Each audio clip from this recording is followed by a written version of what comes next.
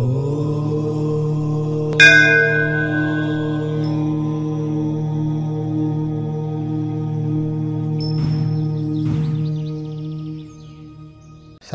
నేను మీ విశ్వకర్మ వాస్తు యూట్యూబ్ ఛానల్కి స్వాగతం.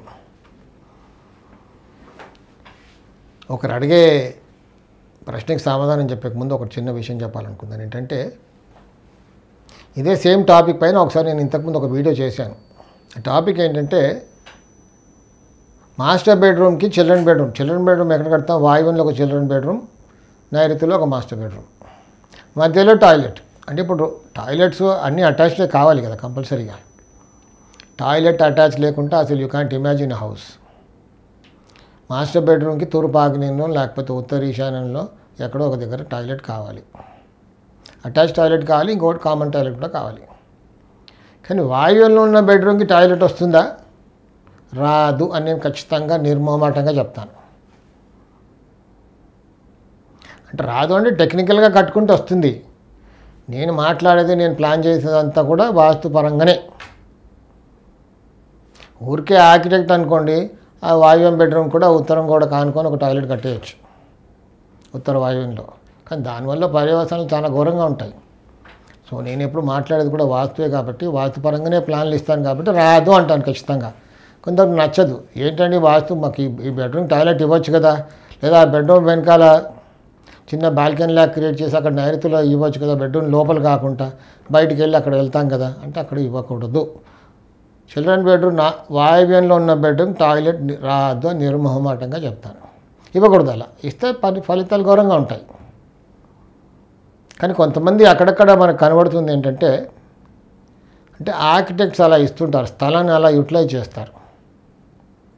మాస్టర్ బెడ్రూమ్కి చిల్డ్రన్ బెడ్రూమ్కి మధ్యలో ఒక 4-5 ఫీట్ అలా తీసేసుకొని మాస్టర్ బెడ్రూమ్కి వాయువ్యంలో ఒక టాయిలెట్, చిల్డ్రన్ బెడ్రూమ్కి ఇక్కడ దక్షిణ ఆగ్నేయంలో ఒక టాయిలెట్ వచ్చేలా. అంటే ఈ మధ్యలో ఉన్న స్థలాన్ని రెండుగా డివైడ్ చేసి వెనకాల ఉన్న భాగాన్ని మాస్టర్ బెడ్రూమ్కి, ముందుకున్న భాగాన్ని చిల్డ్రన్ బెడ్రూమ్కి.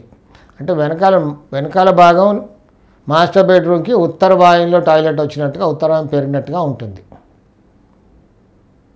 చిల్డ్రన్ బెడ్రూమ్ వాయువ్యంలో ఉన్న బెడ్రూమ్కి రైట్ సైడ్ అంటే ఇక్కడ ఆ ప్లేస్లో సగం ముందు భాగాన్ని ఆ బెడ్రూమ్కి దక్షిణ ఆగ్నేయంలో టాయిలెట్ వచ్చినట్టుగా ఉంటుంది. ఇలా కట్టుకోవచ్చా?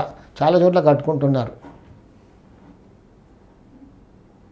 అంటే ఆర్కిటెక్ట్స్ ఒక తెలివి అది. అలా కట్ చేసి అలా ఇచ్చేస్తారు అంతే సింపుల్గా. ఇదిగో దీనికి కూడా వచ్చింది, సమస్య తీరిపోయింది పండి. దానివల్ల ఇబ్బందులు ఏముంటాయి ప్రాక్టికల్గా చదివిన వాళ్ళకే తెలుస్తుంది. ఊరికే మ్యాథమెటికల్గా కట్ చేసి అలా ఇచ్చేసేయచ్చు ఆర్కిటెక్ట్గా. యాజ్ అన్ ఆర్కిటెక్ట్ ఇవ్వచ్చు,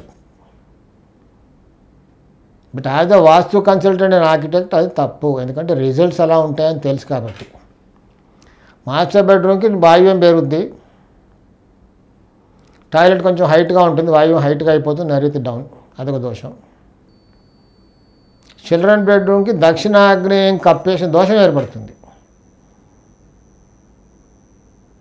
ఆ ఇంట్లో ఉన్న వాళ్ళ ఆడపిల్లలకు చాలా ఇబ్బందికరంగా ఉంటుంది, మగపిల్లలు కూడా ఉద్యోగాలు రావు.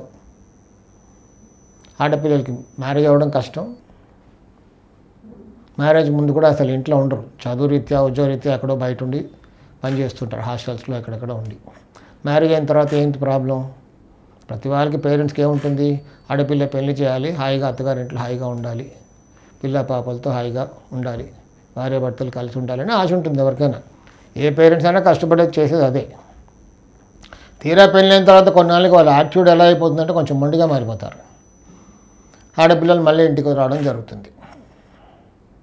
ఒకటి మ్యారేజ్ జరగడం ఇబ్బంది, పేరెంట్ దగ్గర ఉంటారు, ఎక్కడో దూరం ఉండి కష్టపడి అక్కడే ఉద్యోగం చేస్తూ ఉంటారు. పాపం కష్టపడుతున్నారు, కాదని నేను.